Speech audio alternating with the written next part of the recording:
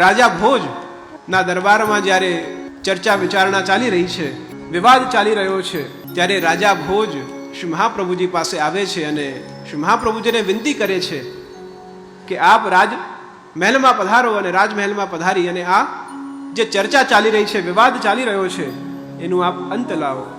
શ્રી મહાપ્રભુજી આપ શાસ્ત્રાર્થ કરે છે અને શાસ્ત્રાર્થ કરતા કરતા જે મતોનું પ્રસ્તુતિ આપ કરે છે એ મત બધા માને છે, પણ કોઈ કહે કે આપે જે મત કહ્યું છે એ મતને અમે સાચું કેમ માનીએ? આપ કહો છો સાચી વાત છે, પણ સર્વમાન્ય કેવી રીતે થાય? ત્યારે શ્રી મહાપ્રભુજી આજ્ઞા કરે છે કે જો આનો નિકાલ હવે લાવવો હોય તો જે મતોનું સ્થાપન મેં કર્યું છે, ચાલો આનો નિકાલ માટે આપણે જગદીશ પાસે જઈએ. અને જગન્નાથજીના સન્મુખ આપ એક પત્ર અને લેખની મૂકે છે અને પત્ર લેખની મૂકી અને જ્યારે દ્વાર લે છે, થોડા સમય પછી જ્યારે દ્વાર ખોલે છે ત્યારે જે પ્રશ્ન હતા એ બધા જ પ્રશ્નોના ઉત્તર જગદીશ સ્વયં આપે છે.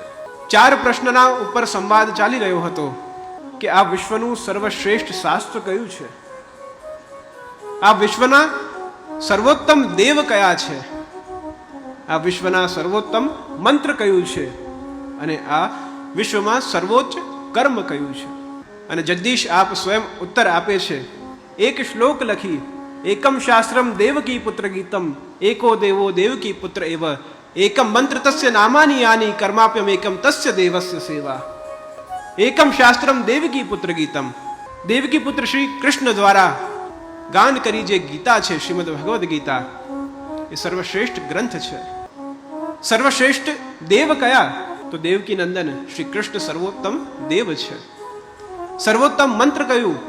તો શ્રી કૃષ્ણનું નામ જ સર્વોત્તમ મંત્ર છે. અને કર્મ કયું? તો કર્મ શ્રી કૃષ્ણની સેવા જ સૌથી મોટું કર્મ છે.